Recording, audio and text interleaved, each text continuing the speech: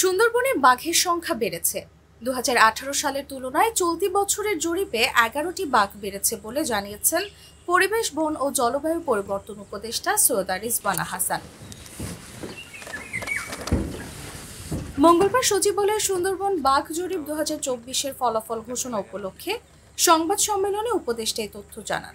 উপদেষ্টা বলেন, সার্বিক বিচার বিশ্লেষণে ২০২৩ থেকে ২০২৪ সালে সুন্দরবনে পরিচালিত বাঘ জরিপে বাঘের সংখ্যা ১২৫টি পাওয়া যায় এবং প্রতি ১০০ বর্গ কিলোমিটার বনে বাঘের ঘনত্ব পাওয়া যায় ২.৬৪। ২০১৮ সালের তুলনায় ২০২৪ সালে সুন্দরবনে বাঘের সংখ্যা ৯.৬৫% বৃদ্ধি পেয়েছে এবং ২০১৫ সালের তুলনায় বাঘের সংখ্যা ১৭.৯২% বৃদ্ধি পেয়েছে।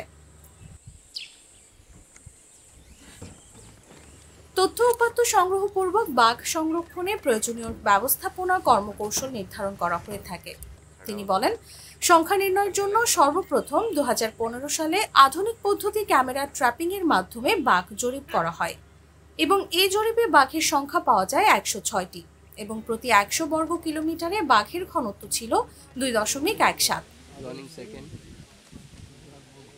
২০১৮ সালে দ্বিতীয় পর্যায়ে ক্যামেরা ট্র্যাপিংয়ের মাধ্যমে সুন্দরবনের বাঘ জরিপে ১১৪টি বাঘ পাওয়া যায় এবং প্রতি ১০০ বর্গ কিলোমিটারে বাঘের ঘনত্ব ছিল ২.৫৫।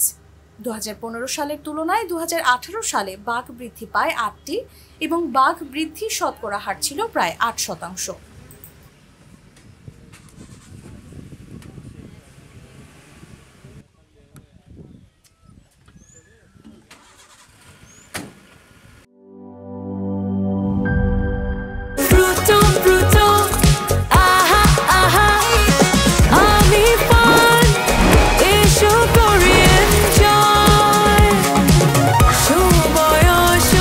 প্রাণ ফ্রুটো, সময় অসময় ফ্রুটোময়।